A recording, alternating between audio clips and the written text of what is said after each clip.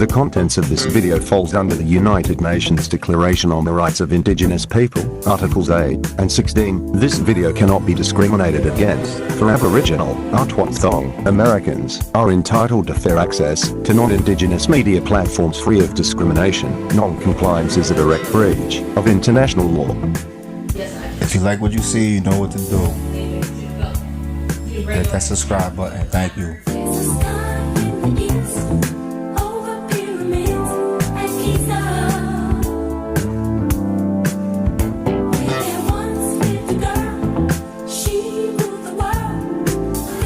Alright, so I hit them books again. This time is American History X5. We're hitting a Grand Canyon mystery and fake Egyptian. Cause Egypt seem fake as shit, man. In the heart of the continent of North America, there lies a region of mystery, a strange and wonderful locality, utterly unlike any other part of the globe, and so little explored that it is almost unknown to our 90 millions of people, except the few courageous ones, who have attempted to penetrate its forbidding and hidden ways. For it is a region of terrific dangers, yet of majestic grandeurs.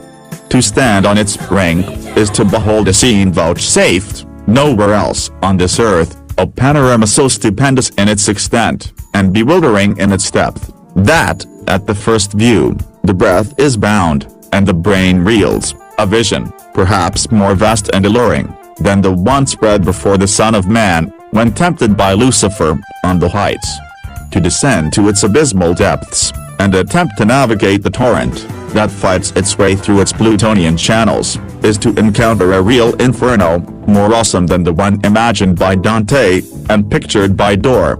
From these depths, to gaze to the Empyrean, is to behold a blend of vividly stratified colors, gorgeously illumined clouds, and delicately tinted skies, a blend of such unearthly and ineffable radiance that the beholder is enchanted with a hint of what might be the portals of paradise.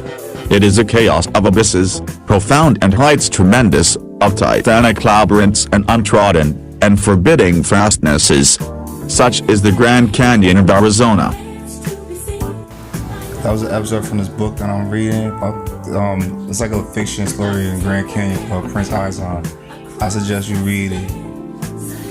I haven't finished it, but it's interesting as hell. Alright, so there was this article in the Arizona Gazette, the Phoenix Gazette, in 1909 about a G.E. Kincaid who worked for the Smithsonian. Supposedly he was the first white kid born in like Idaho or some shit, but he became a explorer and worked for the Smithsonian, and he came upon a cave while traveling through the Grand Canyon in Arizona, where I live at now. So he found this cave, and inside the cave was labyrinths and rooms, and he found statues and all these artifacts and shit, right? As a matter of fact, if you look at this right here, there's a whole bunch of rooms. You see them black dots with like statues. He's found rooms and all these other places and shit. This is artist renderings, but he found like Buddha statues, Hindu statues, like Shiva and Vishnu, and he found the crypts with mummies and tomb, just like you do in Egypt. And speaking of Egypt, he found Egyptian, artifacts and shit. Not to mention Egyptian hieroglyphics. This makes you wonder, like, what the fuck is going on? Now, you know, most white people think that Egypt was white people anyway, so they think, they have magic powers, they can just get up and fly away and shit.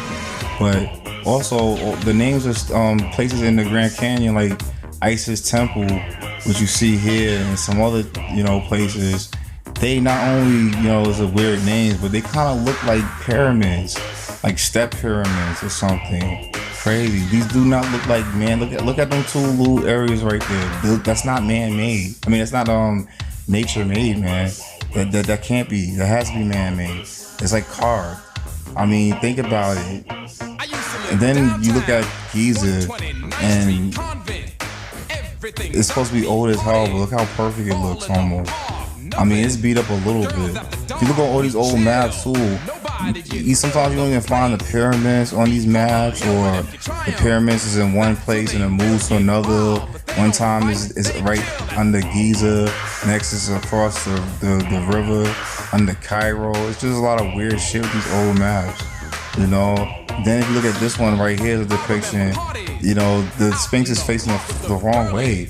It's like a lot of weird shit, you know. But then I came across a couple of photos of, like, you know, the Sphinx, and they say this is when they was unearthing it, but it kind of looks like they building it, don't it? I mean, within building it, you know, like unearthing it, be building it almost. You know, how would you tell the difference? And then these are depictions of the pyramids from travelers who went through, you know, a long time ago. But it looks nothing like what the hell is being said here. Like, look at that Sphinx and shit. There's speculation that the Masons made Giza, you know, to hide where real Egypt is, and they put out all these depictions, you know, trying to throw people off. It's damn near just a freaking coloring book. So again, why are we finding Egyptian artifacts in the middle of Arizona? You know, in these caves that are in, you know, the Grand Canyon, which a lot of you can't go in them caves. They're forbidden. And there's a lot of forbidden areas. You can't go by Isis Temple. You can't go by a lot of these other places in here that have all these weird names like Shiva's Temple and shit.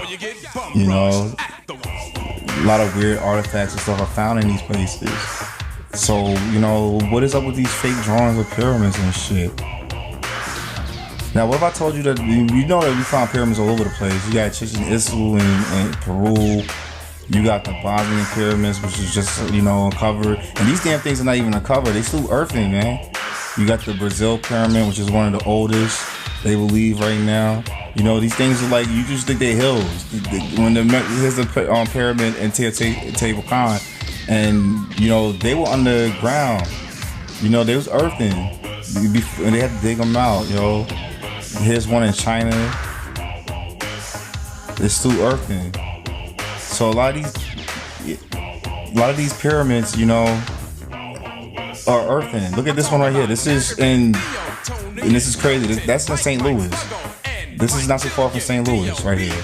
This is Chokia. It's known as Monk's Mound, and it was one of the largest cities in the world at one time, larger than London and you know, Paris. It had more people and probably more riches. They don't tell you this shit. This is what it looked like at its height. It looked just like the Mexican joints. So this cat's living in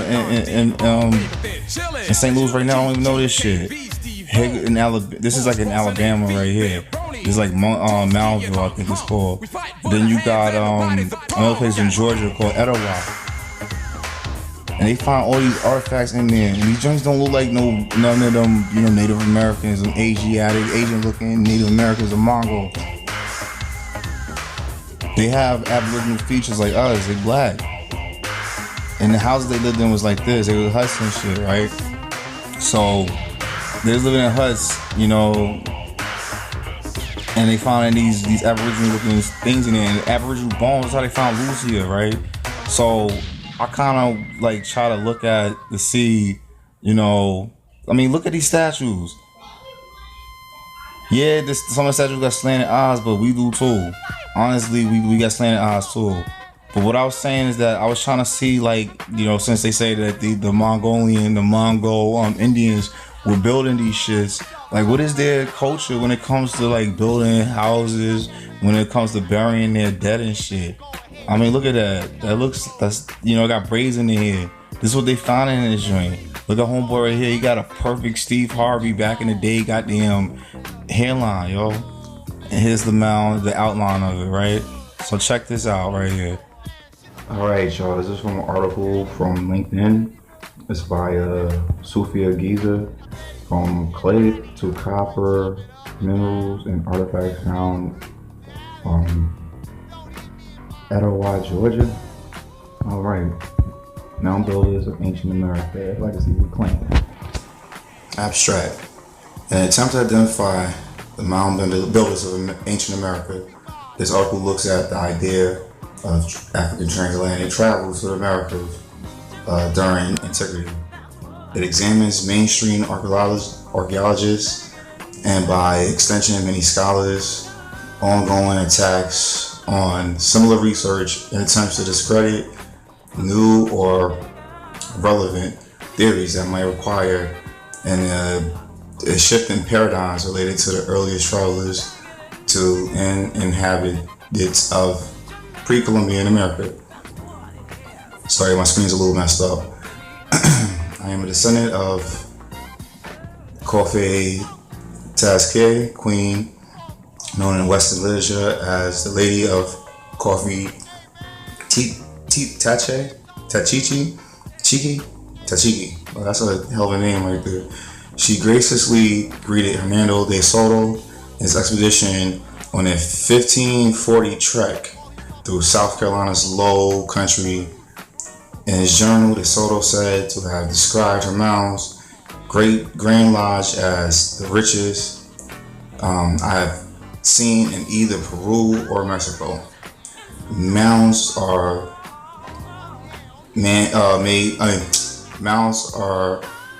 man-made pyramid-type flat-topped earthen structures and were used for various reasons, including habitation, burial, astronomical, and ceremonial purposes.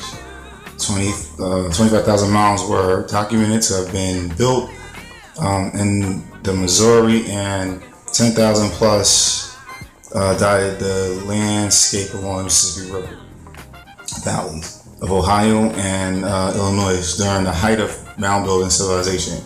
They have even been found as far west as the Los Encino Mound in California.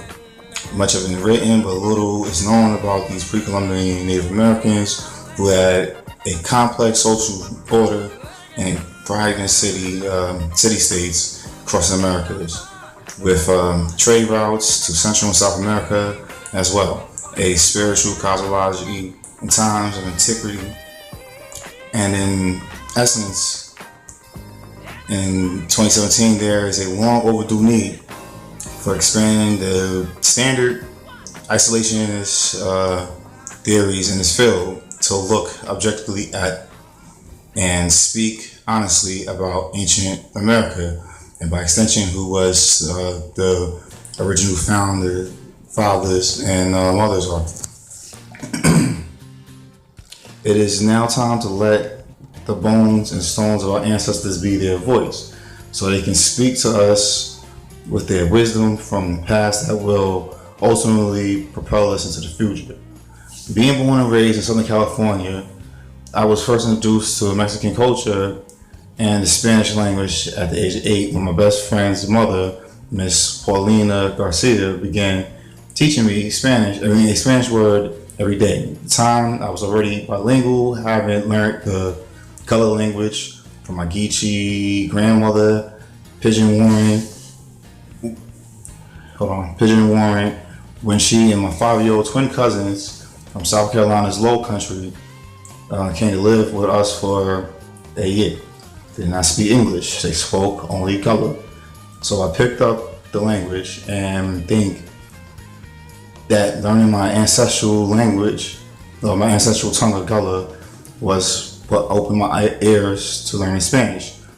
In 1978, at age 17, I entered a local college where I majored in Spanish and received the associate's degree in 1980. During that first year of study, I was introduced to the ancient Nahuatl language that is commonly attributed to the Aztecs. However, like the Mayan language, it actually has an Olmec ideology.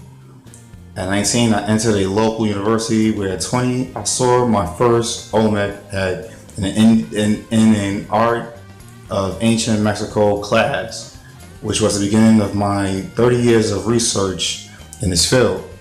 I went on to receive a bachelor's degree in liberal studies, bilingual Spanish, English education in 83. By age 27, I've obtained a master's degree in education with an emphasis in cross-cultural counseling, yada, yada, yada, in search of my own history for identity and, in essence, my heritage.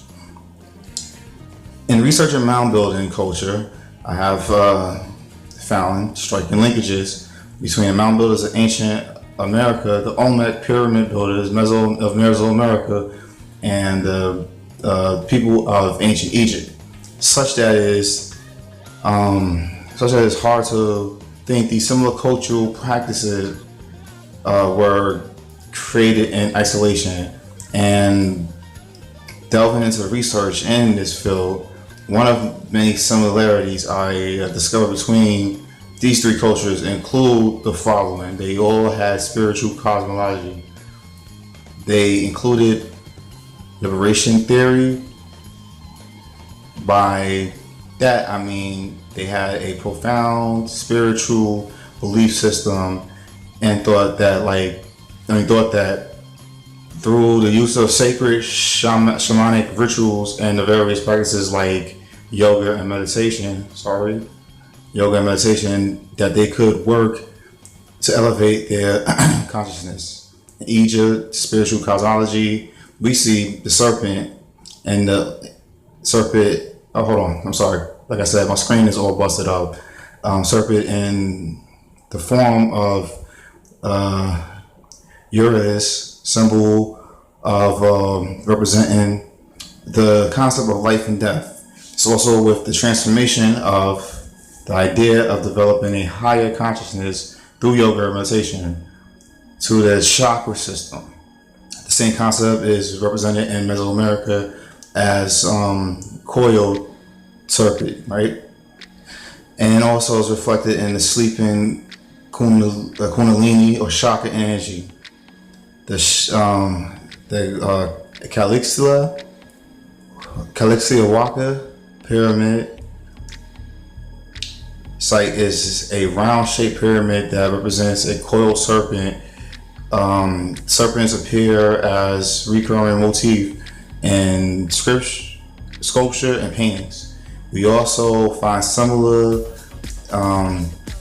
iconography and artifacts from ancient American site at Moundville, Alabama, and Etowah, Georgia, where the coiled serpent appears on shell. Gorget necklace, I guess that's a kind of some kind of shell thing. Copper plates or conch shells, music instruments. So you can see that there's, definitely a connection between these cultures. And also, you talk about Kundalini and chakra, you got to bring it to the Indus Valley in India too. Also, there is an old Aboriginal kind of race that's been here a very long time and set the foundation down. I do believe that our people are a part of that, that race. Not every black, dark-skinned person in the world is, but I believe that most of us here in America are a part of these this race that goes along with the ancient Egyptians and the Indians and stuff. Now the problem is, where exactly was Egypt at? Was it there in Africa? There's a lot to say that maybe not. There seemed to maybe have been a culture there that built little pyramids and stuff, but not at the grand scale of those pyramids that was there. So that's why I did this video to dig deeper and try to figure out what the hell is going on here. Alright, one problem we have is, look at the fro on this dude right here. This is all in Hebrew shit. Is we gotta stop saying that everything black is African. Just because someone is black doesn't mean they from Africa. That's ruining our investigations and shit. This is what the Mongols and Mongolia have been building for thousands of years. They're nomadic cultures, just like the Indians, the Native Americans who are running around now, trying to claim to be the only Native Americans, all right? They make teepees in the same fashion. Matter of fact, if you look at the diagrams of how to make these things and how they did it in ancient times, they looked like teepees. They were nomads and nomadic warriors. They ran around chasing herds. They didn't build fucking huts to live in like that. This is how they bury their dead. They put up like these rock crop fucking tombstone shit. It's very cruel and shit. There's nothing like, they don't build mounds to bury their dead or nothing like that. We were building mounds and putting our dead in there. This is what they do, and they remember their formations, how they remember their people, you know, where they buried them and shit. These are the Indians that's building the mountains. Us. Alright? We the people, you know, the bones that they finding. With dreadlocks and all. It's us. You know, we always been here and we always gonna be here. You know, that's why they trying to kick us out of here and shit. Trying to send us to Africa and all these funky ass places and shit we don't come from. Alright? We always been here and we always should be here. So don't let nobody tell you nothing. Because, you know, I bet you in the Grand Canyon they find us. Alright? Always been here. Don't ever forget that. They used to know that. We used to know that.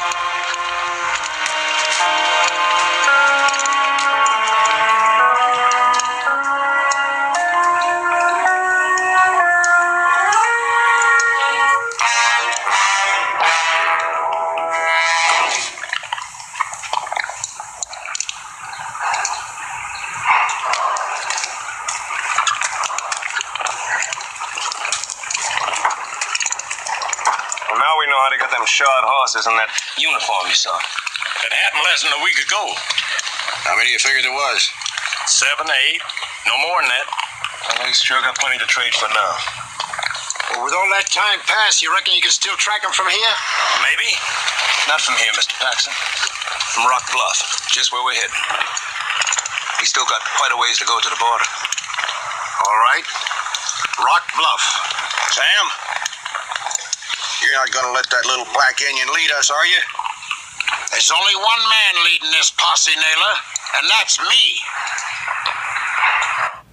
I'm probably gonna do another piece on this. A lot of weird shit and a lot of areas where you're not supposed to go in the Grand Canyon. Eventually I'm gonna do a video going up there. I'm only an hour and a half away in Phoenix. So stay tuned for more on this, and hopefully me and my family can make it up there. It's too hot now. I don't want to go hiking at 100-something degrees and shit, man. I'm still getting used to the heat here. But just look at these formations. It's just something weird about them. It's Action Jack. Peace.